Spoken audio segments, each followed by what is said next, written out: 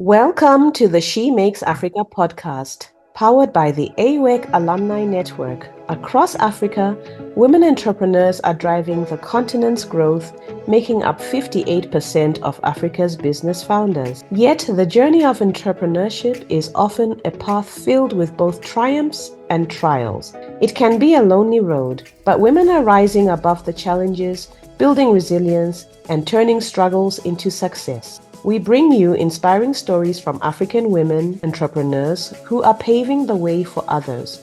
Join us over the next 15 to 20 minutes as we explore their journeys of perseverance, growth, and empowerment.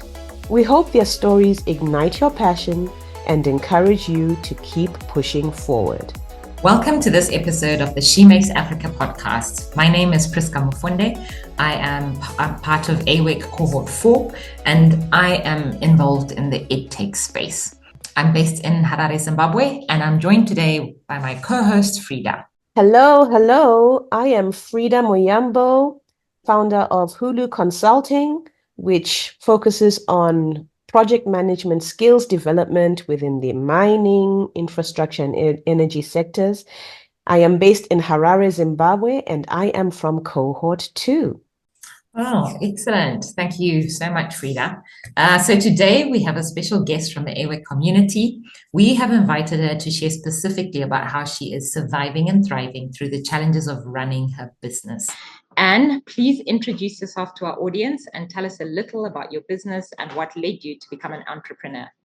Thank you for having me. My name is Anne Ichungwa. I am from Nairobi, Kenya. Over and above that, I'm an AWEC Alumni Cohort 6. I am the founder of AK Advisory, where AK Advisory is a business development support organization that is dedicated to working with business owners so that we can help them build scalable and impactful organization. I'm also a co-founder of an SME fund that is called Gap Capital. Over the years, having worked with entrepreneurs for about 13 years, we found challenges when it came to access to finance or investment, and we created an SME investment vehicle that is Gap Capital to provide mainly the working capital when it comes to growing these impactful businesses. Thank you. Oh, sounds awesome. So AK Advisory. So I don't know, all you AWEC sisters out there, I hope you're listening. I hope you're listening. Could you share with us about your AWEC journey? What are the 2 top things you learned on the program that have significantly impacted your business? And just remind us, I don't know if you said, how long have you been running your business? Thank you, Frida, for that. I have been supporting entrepreneurs for about 13 years now. Prior to that, I was employed, but in a couple of about 5 years is when I formed AK Advisory so that I can continue running the passion that I had for supporting the entrepreneurs. So coupled with my previous years of employment, that gives me 13 years supporting entrepreneurs. But my business has been in existence for 5 years. Excellent. My journey working with the AWEC community and the support that I got, it was immense. And this cuts across from just having clarity and focus or a clear understanding of the business goal. Yes, I do offer enterprise support organization, but I'm also a business person. So the program helped me get clarity and understanding around my business goal, the target market, and how I package my value proposition. Also, more enhanced confidence in terms of my ability to lead, in terms of my ability to make decisions, in terms of my ability even to present the business to potential investors. So my newfound confidence, which translated to me being a bit more assertive in terms of my actions and my ask when I need something in regards to business. Also, some of the key transformation that I received through participation of our community was helping me redefine my business strategy. And when I talk about my business strategy, this includes more about my marketing approach. How do I carry out my marketing approach? Operations in general, my financial management practices, which had a ripple effect in terms of improving my customer engagement, and the overall business growth. I also loved the topic that was more on the general work-life balance, and knowing that entrepreneurship is a bit a lonely journey, and we had the comfort of a community. So helping to identify the importance of work-life balance, and how do I develop coping mechanism? How do I manage my time? How do I manage my energy effectively? How do I reduce burnout? And how do I have an improved overall well-being as a business, as a person, first of all, and also as a business person. So those are some of the key takeouts that made me get transformed by participating in the AWEC program. That is awesome, Anne. I'd love to pick up on just two things that you mentioned, because I think those resonate most with me. And the first is about confidence, the confidence that that builds as you go through the AWEC program, because your business comes out of your head almost and becomes a tangible entity because of all those assignments, the famous AWEC assignments that we have to do to create a portfolio that describes our business. And then that comes across. It comes across in how you interact with people, comes across when you're talking about your business to partners, suppliers, investors. So yeah, I definitely resonate with that.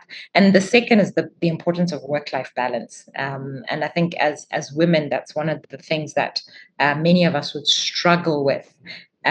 Because we wear so many hats and have so many roles in the different spaces that we occupy. And one of the things that we've noticed is as our community has grown to 1,200 women as of 2024, and one of the things that we've realized is that the challenges that female entrepreneurs face on their journeys of entrepreneurship have common threads. And this makes our stories really powerful tools for encouraging and inspiring others. So with that in mind, can you share your story of surviving and thriving through a major business challenge? If you can share with us what happened, why it happened, and how critical it got for your business, and then move on to share about where and how you got help, and if any of the things that you used to come out of that challenge came out of your learnings from AWEC.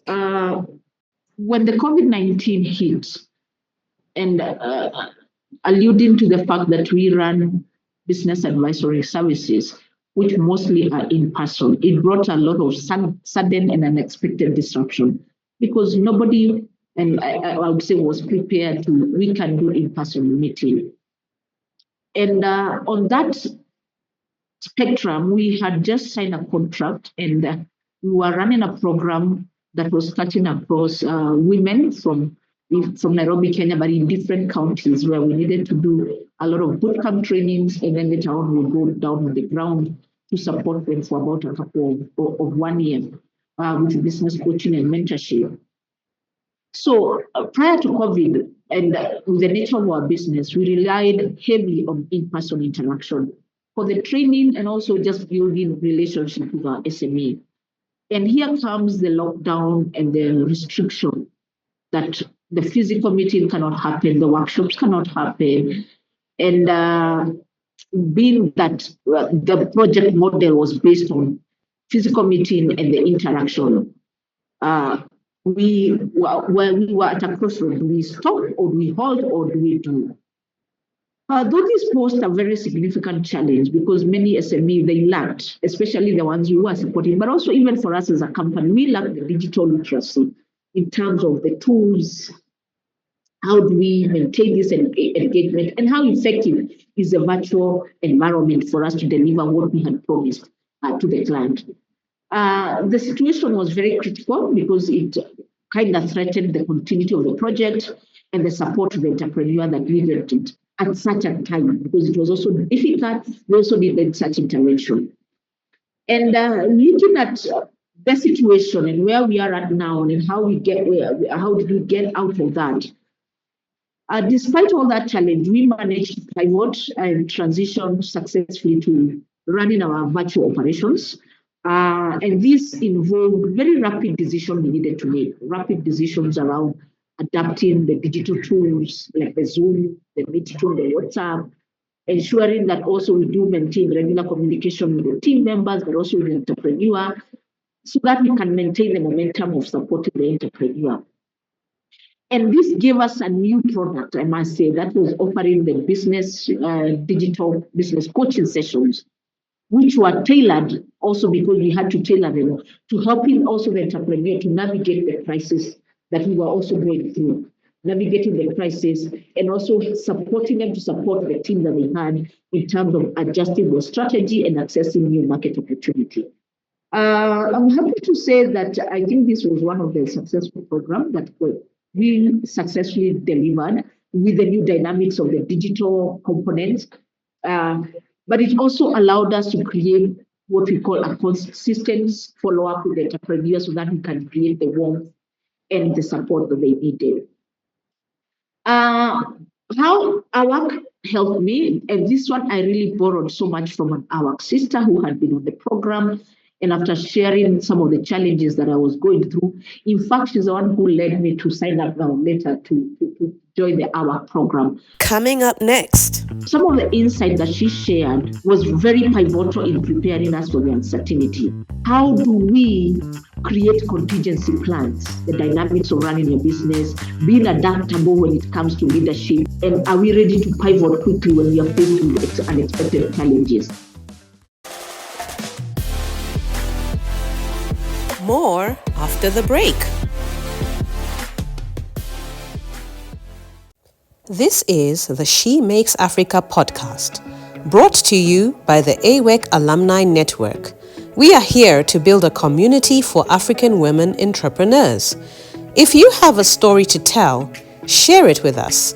Also, if you know a sister who could benefit from the AWEC program, encourage her to sign up and make a difference. Subscribe to our podcast on YouTube or on AfriPods if you would like to help us expand our reach. Like, share, comment. Thank you for listening. In fact, she's the one who led me to sign up now later to join the AWEC program. Because some of the insight that she shared was very pivotal in preparing us for the uncertainty. Because she would share how the program had brought the importance of building resilience, being adaptable when it comes to leadership. You need not to be just very fixed in terms of how you run, the dynamics of running your business. And also some of the things that she shared was, how do we create contingency plans? And are we ready to pivot quickly when we are faced with unexpected challenges? So for me, was picking some of the lessons that the AWEC sister shared and then using them to implement. I can say, in fact, she was like my business mentor, helping to implement, sharing some of the tools, sharing some of the information that they had. And through the support of the AWEC sister, through the support of the insight, through the support of also helping me, because she's also in technology, helping me how do I leverage and continue technology to allow my business to thrive. Then it helped shape the transition to the virtual training session that we had. So I would say in a nutshell that through the program, supporting our AWEC sister and the AWEC sister becoming like a mentor to me and offering those critical learning experiences with me, I got to pick a lot of that. And that really resonated with me during that season of disruption, but also giving me very practical steps in terms of how to overcome the challenges and move on. Yeah, that's amazing. I wasn't sure if Priska had another question, but it's all good. Yeah, that is so amazing. Can I just ask before we close off? We are a community of 1,200 sister entrepreneurs. Like, if I said, can you pitch your services to us? What would you say? Like, how can you help an AWEC sister today with your courses? Okay. I love, Frida, what you say, how can I also help an AWEC? Because we are a community. How can I help the AWEC sisterhood and support them in using especially my expertise and the organization that I run?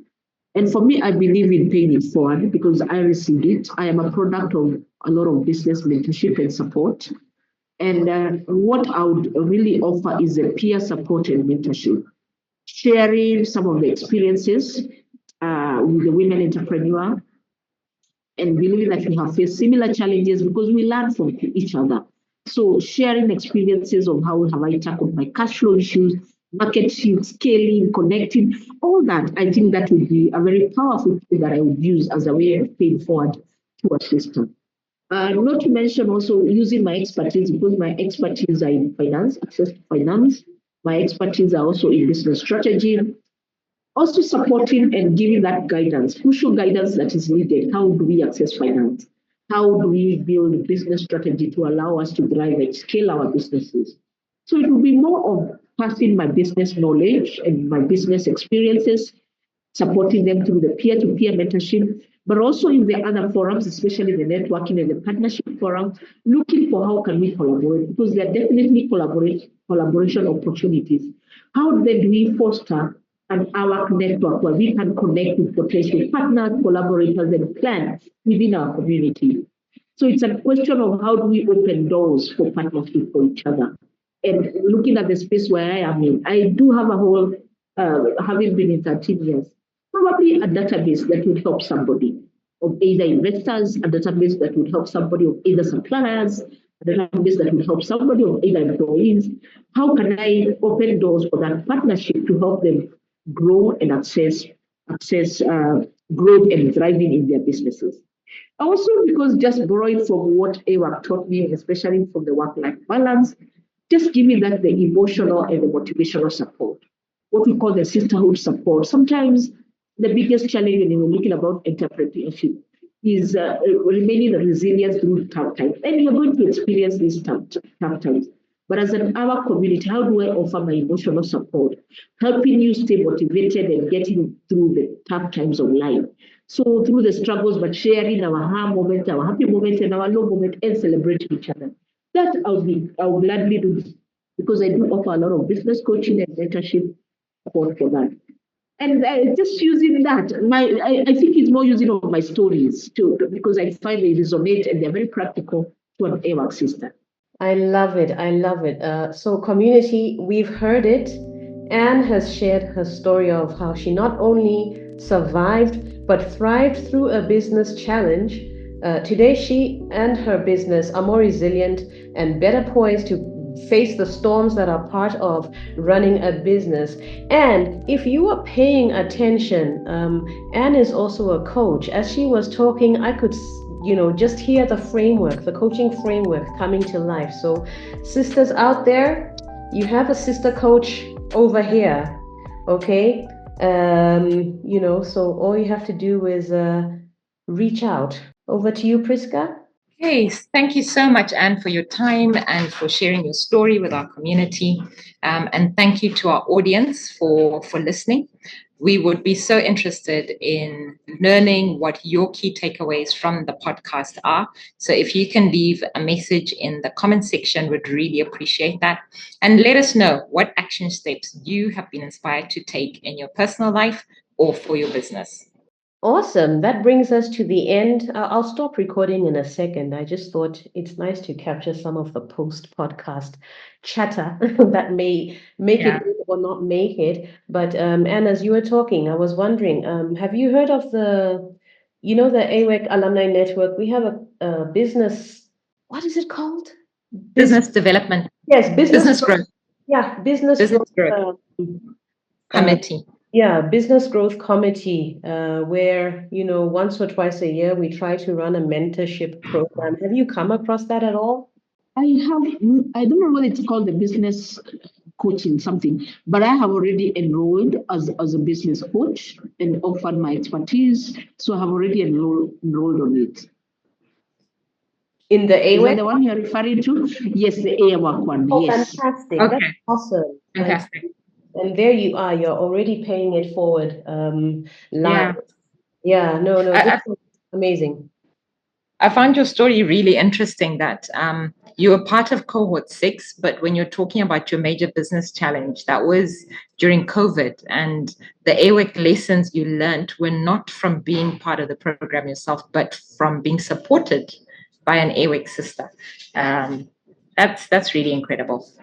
And I can tell you, she pushed me now with that. I was like, wow, then I can ask more if I became a part and parcel of the program. So it was easy for me to transition and sign up for the program.